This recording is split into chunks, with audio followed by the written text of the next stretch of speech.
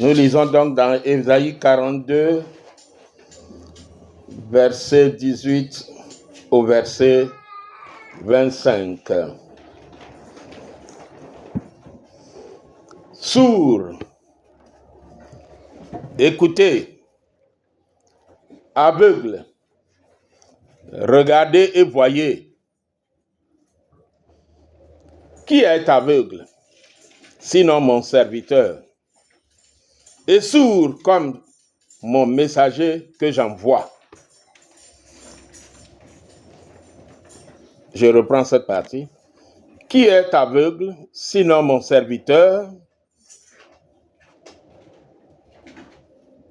et sourd comme mon messager que j'envoie?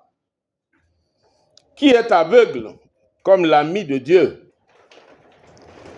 Aveugle comme le serviteur de l'Éternel?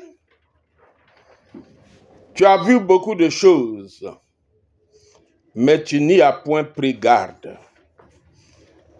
On a ouvert les oreilles, mais on n'a point entendu. L'Éternel a voulu que le bonheur d'Israël publiait une loi grande et magnifique. L'Éternel a voulu pour le bonheur d'Israël publier une loi grande et magnifique. Et c'est un peuple pillé et dépouillé.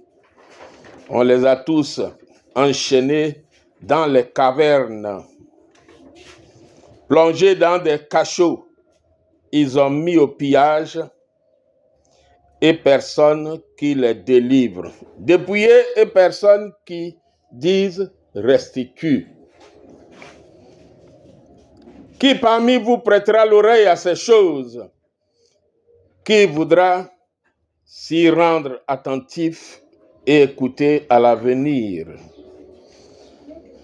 Qui a livré Jacob au pillage et Israël au pillage?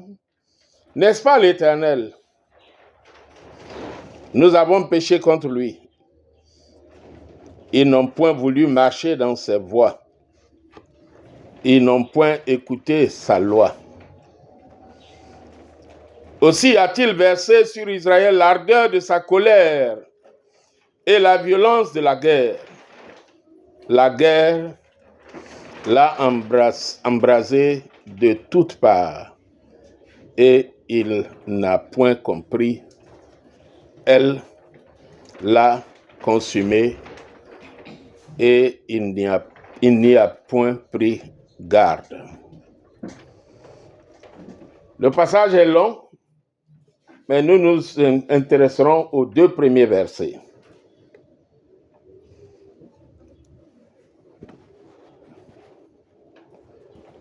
Les aveugles et les sourds chrétiens, c'est ça notre thème.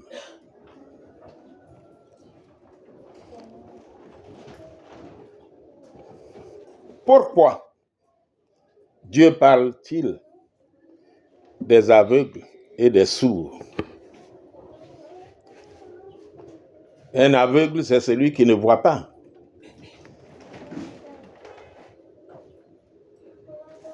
Un sourd, c'est celui qui n'entend pas.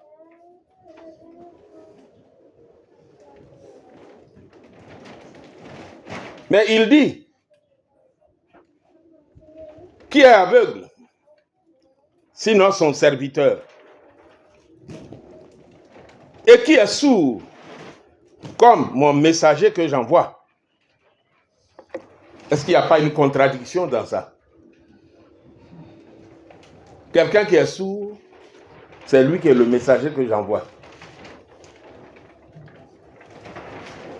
Quelqu'un qui est aveugle, c'est lui qui est le serviteur de l'Éternel.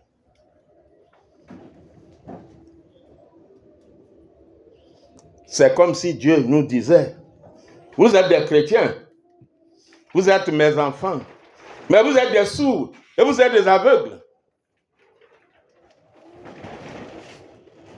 Parce que je parle pour vous donner des messages et vous n'entendez pas parce que vous êtes sourds. Je vous envoie en mission. Et vous n'atteignez pas la destination que je vous ai fixée parce que vous êtes aveugle.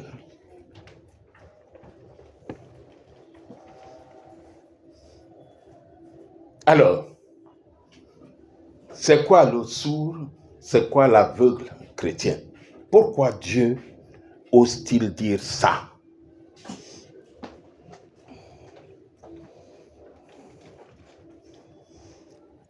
Le verset 1 que je vais encore relire dit, qui est aveugle? Sinon mon serviteur.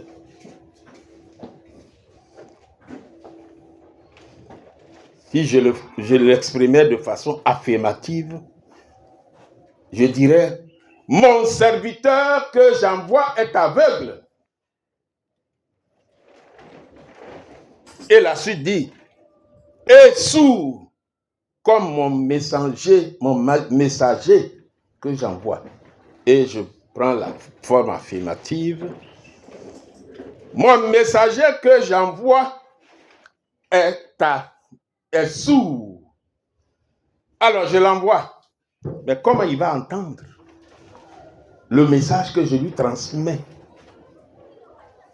alors qu'il n'entend rien du tout?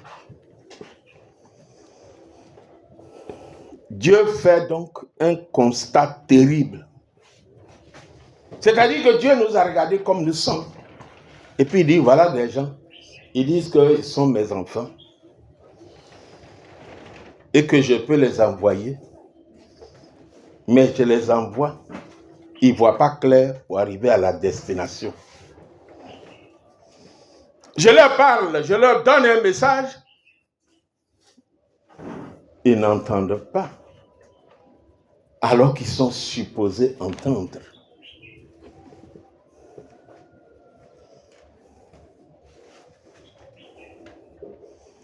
Dieu fait donc un constat terrible.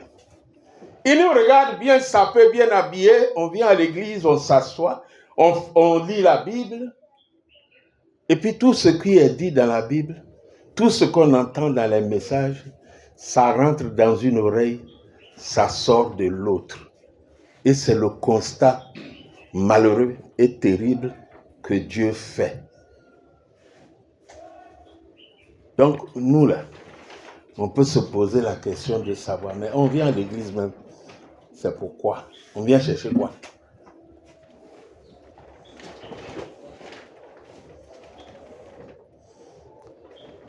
Dieu parle à beaucoup de personnes et personne n'y prête attention.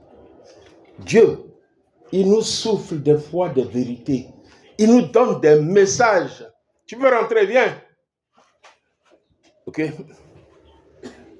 Il nous donne des messages. Et puis, on ne saisit même pas la quintessence, la valeur du message qu'il nous donne. Des fois, tu es là, le Seigneur t'inspire une idée. On appelle ça le réma. C'est comme s'il soufflait une parole dans tes oreilles.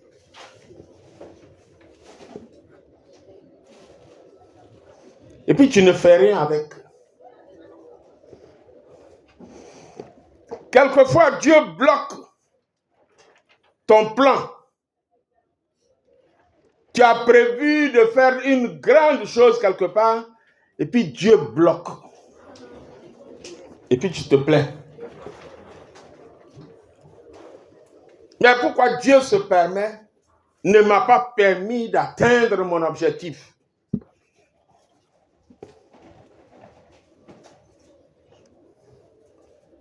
Pourquoi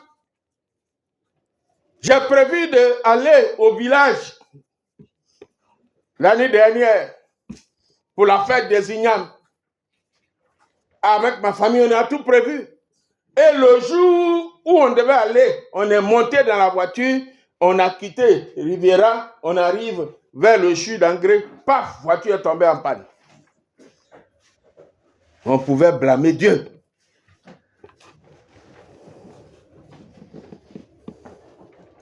Donc, on a fait un autre plan et Dieu a contrecarré. Alors qu'il y a des dépenses qui avaient été déjà faites pour nous accueillir.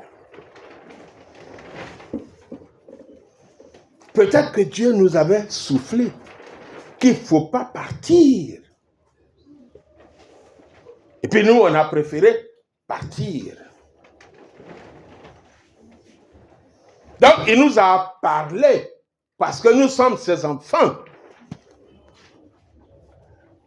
Et nous, comme nous sommes sourds, nous n'entendons pas. Il est obligé d'utiliser les moyens forts pour nous empêcher d'aller.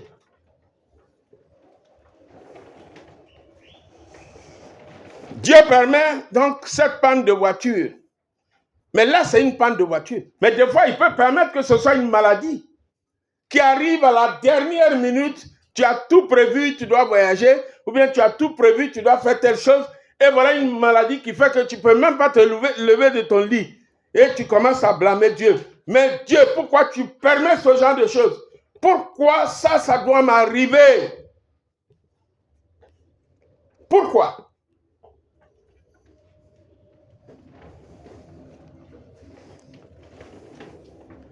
Dieu dit,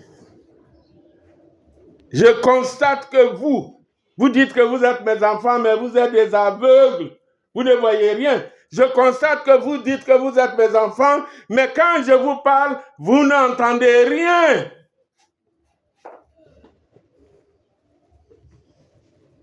Pour notre voyage qui avait été bloqué, je vous ai déjà rendu le témoignage ici.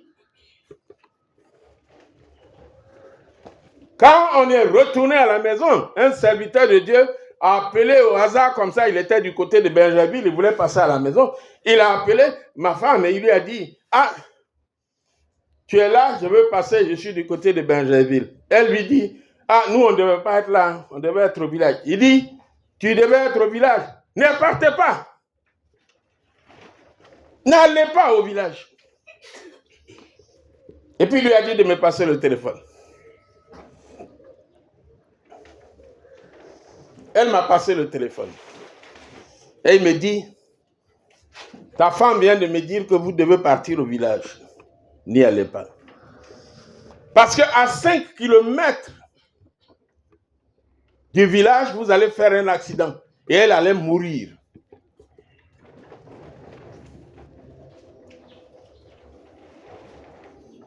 Il ne lui a pas dit, il m'a dit. Je ne lui ai pas dit, jusqu'à peut-être même ça fait plusieurs mois avant que je lui dise, voilà ce que le prophète m'a dit. Donc Dieu, il parle. Et nous, on n'écoute pas. On n'entend pas. Et on est à l'église tout le temps. Vous entendez des messages et vous ne faites rien de ces messages. Des fois, on a l'impression que, bon, c'est devenu nos habitudes. Il faut venir à l'église dimanche. Mais Dieu parle. Dieu a permis que tu sois là, pas par hasard.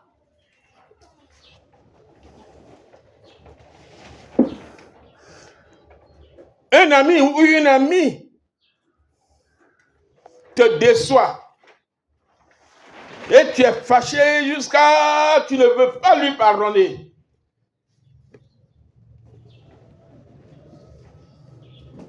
Ton ami là, tu dis c'est ta meilleure amie, c'est peut-être la personne que tu as vue, que tu veux marier, tu dis c'est lui. Si c'est pas lui là, je ne me marie plus jamais. Ton ami là, tu dis c'est mon ami d'enfance, on a grandi ensemble, on fait tout ensemble. Et puis pose un acte, puis Dieu ouvre tes yeux pour que tu vois. Et puis tu négliges ça. On a connu des cas où une femme, c'est sorti dans les journaux ici, une jeune femme a eu visa pour partir en Europe. Et son ami d'enfance l'a empoisonné par jalousie. Sa meilleure amie, son amie intime, l'a empoisonné.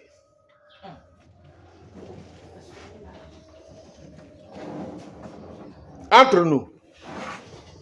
Peut-être que Dieu lui a révélé quelque chose sur son ami. Elle dit non, mon ami, il ne peut pas faire ça. Peut-être que Dieu a ouvert ses yeux, mais elle a préféré rester aveugle. C'est ma meilleure amie. Non, il n'y a pas ça entre nous.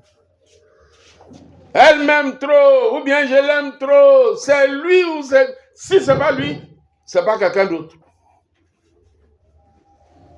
Et des fois, ça peut être même un membre de ta famille. Et Dieu ouvre tes yeux. Ça peut être simplement le sourire de la personne qui a changé. Et Dieu a permis que tu vois que son sourire a changé.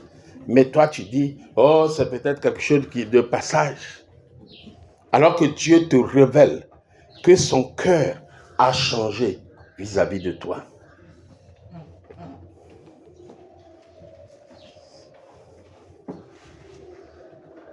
Je peux continuer de citer des cas.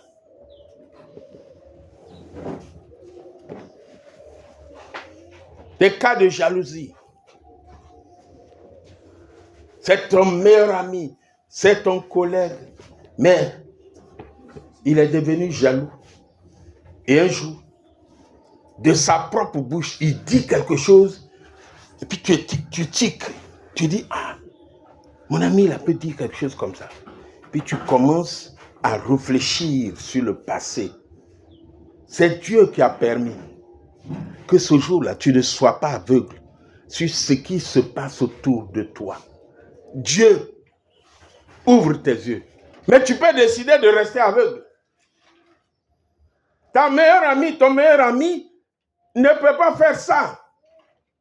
Mais Dieu ouvre tes yeux. Ça peut être ta cousine. Ça peut être même ton frère. Son amour pour toi a changé. Mais toi, tu n'as pas su. Puis Dieu te montre. Un petit truc.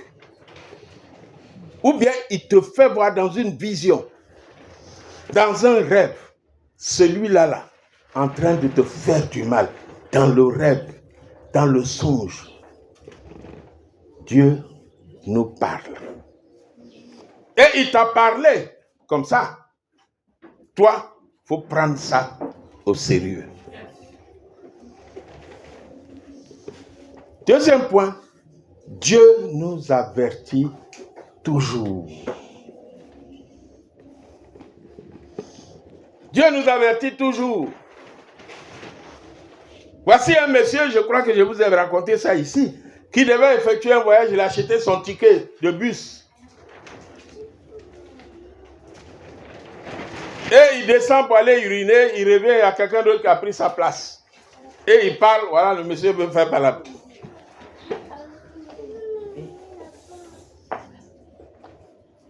Ils ont discuté jusqu'à, il dit, bon, palabre n'est pas bon, rendez-moi mon argent, il n'a qu'à rester, il n'a qu'à s'asseoir. Lui, il va attendre le prochain véhicule. Peut-être qu'il était pressé. Mais là, il est obligé d'attendre un autre véhicule. Et il a entendu le message que Dieu voulait lui donner. Et quand le premier véhicule a chargé, ils sont partis. Et lui, le deuxième véhicule est venu. Il est monté. Et en route, il voit quoi? Le véhicule qu'il devait prendre là a fait un accident. Et vous savez combien de morts? Un mort. Et qui est mort? La personne qui était assise là où lui devait s'asseoir là. C'est lui seul qui est mort dans l'accident. Dieu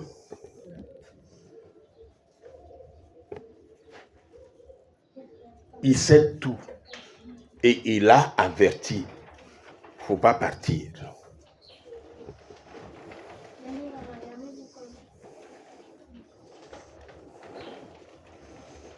Le verset 2 nous dit, Tu as vu beaucoup de choses, mais tu n'y as pas pris garde. Tu n'as pas prêté attention.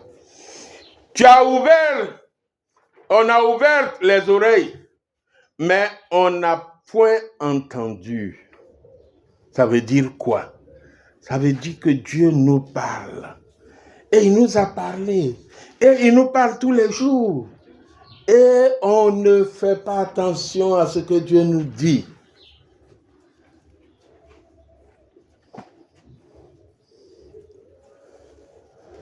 Moi, ma femme me connaît maintenant.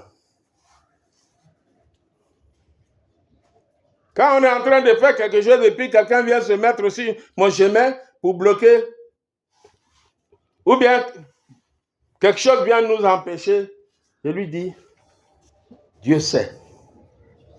Pourquoi? Dieu sait pourquoi.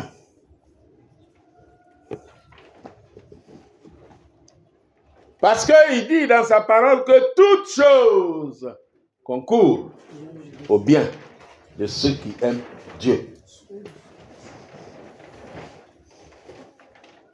Donc quand on a un plan et qu'il y a un problème, Dieu, je dis à ma femme, Dieu sait pourquoi.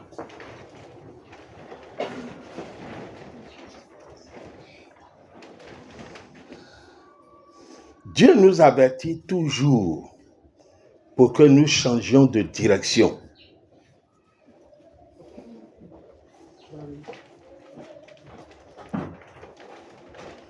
Que faire pour déboucher, troisième point, que faire pour déboucher les oreilles et ouvrir les yeux?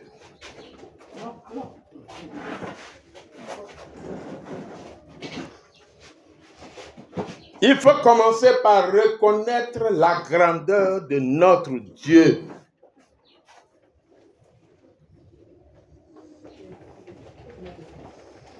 Il faut reconnaître que Dieu est omniscient, que Dieu sait tout, que Dieu voit tout, que Dieu est omnipotent, c'est-à-dire qu'il est tout puissant. Si tu reconnais la grandeur de Dieu et que tu sais que Dieu est tout puissant et que tu le sais de tout ton cœur, que tu lui obéis et que tu fais les choses comme Dieu le veut, alors, quand tu te dis que rien ne t'arrivera si Dieu ne le permet pas,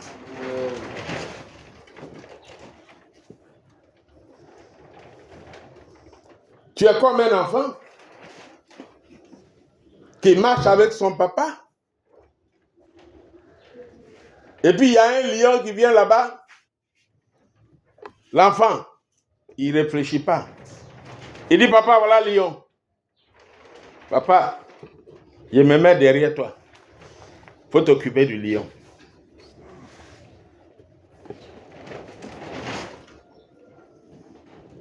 Mais si tu ne connais pas Dieu, que pour toi, Dieu, on nous a dit Dieu existe.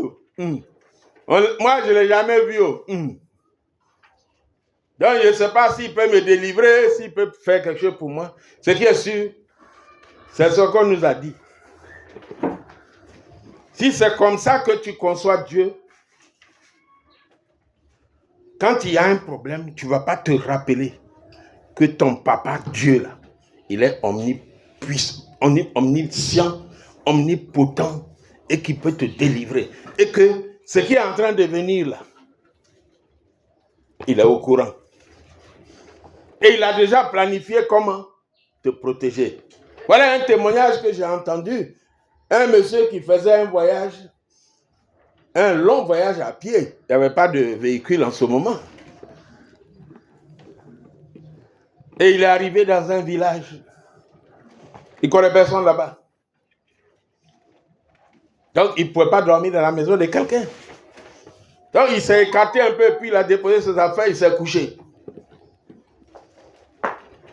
Et il y a des gens qui sont venus. pour l'attaquer la nuit. Et vous savez quoi? Quand ils sont arrivés, ils n'ont pas pu l'attaquer. Vous savez pourquoi? Le lendemain matin, ils sont revenus trouver le monsieur. Et ils lui ont dit, toi, on est venu te voler hier nuit. Mais vous étiez deux. Où est ton deuxième? C'est là que lui, il a compris. Il était seul. Mais le Seigneur était venu s'arrêter à côté de lui. Et donc, pendant que lui, il dormait, il y a quelqu'un qui était éveillé et qui le surveillait et qui assurait sa sécurité. Le fait que le deuxième, qui est le Seigneur Jésus, ou un ange, était arrêté. Eux, ils étaient éveillés. Mais le deuxième du monsieur était éveillé. Il ne pouvait pas l'attaquer. Voilà. Et c'est comme ça que Dieu fonctionne. Mais ce monsieur qui était arrivé à ce lieu, il pouvait dire, mais Seigneur, mais pourquoi tu n'as pas permis que je puisse arriver à un endroit où il y a des villageois qui pouvaient dire, oh, le voyageur, viens, il faut dormir chez nous, tu vas continuer parce que le chemin est dangereux. Il pouvait se plaindre. Mais il s'est dit, mon Dieu que je sers, il est omnipotent. Il est omniscient. Il sait pourquoi. Mon chemin est comme ça. Et il sait que je serai délivré. Et c'est comme ça que je voudrais que chacun de nous, à compter d'aujourd'hui, reconnaisse la grandeur de Dieu dans sa vie. S'il y a un blocage dans ta vie, c'est Dieu qui l'aura accepté et permis. Le mal ne t'arrivera pas si tu as toute ta confiance en Dieu sans que Dieu ne sache. S'il permet, il sait pourquoi. Et je termine avec l'exemple de Jésus et Judas. Judas a planifié son plan avec les autres. Mais est-ce que ça a empêché Jésus d'atteindre le but pour lequel il est venu sur la terre? Non. Judas a fait tuer Jésus. Il a gagné l'argent. Mais lui, il ne savait pas que le Père de Jésus, Dieu, omniscient, omnipotent, avait tout vu à l'avance. Et il savait que Judas allait être sur le chemin de Jésus. Il savait que Judas allait être un blocage pour l'avancement de Jésus. Mais en fait, Judas n'allait être que un instrument pour favoriser l'atteinte du but que Dieu s'est fixé avec Jésus sur la terre. Donc, mes chers frères et sœurs, pardonnez, écoutez la parole de Dieu et prenez-la au sérieux. N'écoutez pas par coutume, par habitude.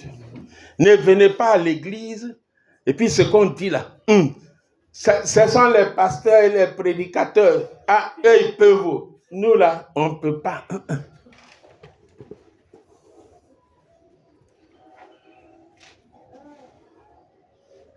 Une jeune fille qui dit, c'est le monsieur là, c'est lui qui paye ma scolarité. C'est pour ça que je sors avec lui. C'est lui qui fait tout. Si je suis plus avec lui, comment j'ai fait? Ma maman ne travaille pas, mon papa ne travaille pas. C'est moi, je donne un peu. J'ai fait comment? C'est que tu ne sais pas qui est le Dieu que tu adores. Yes. Amen. Si tu lui fais confiance, je dis bien, il est omniscient. C'est-à-dire qu'il connaît aujourd'hui, il connaît hier, il connaît ton demain. Yes. Amen. Si tu décides de lui obéir, de le suivre, au moment où tu dis au monsieur là, j'arrête, Dieu ferme une porte pour ouvrir une meilleure. S'il y a quelqu'un qui t'emmerde dans la vie, que tu sois homme ou que tu sois femme, le Seigneur dit, aimez vos ennemis.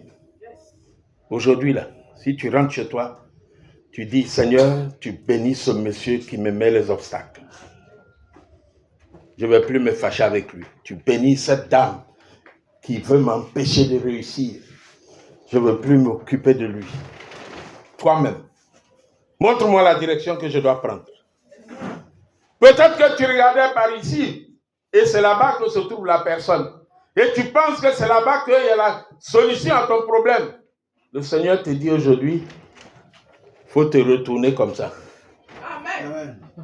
Et quand tu vas te retourner là, c'est là que tu vas voir qu'il y a une bénédiction qui t'attend.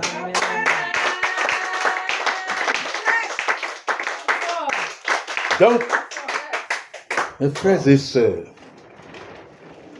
moi, ma vie a été toujours conduite comme ça. Si tu veux, tu viens me mettre les bâtons dans les roues. Je suis humain, je vais me fâcher. Mais après, je vais me ressaisir.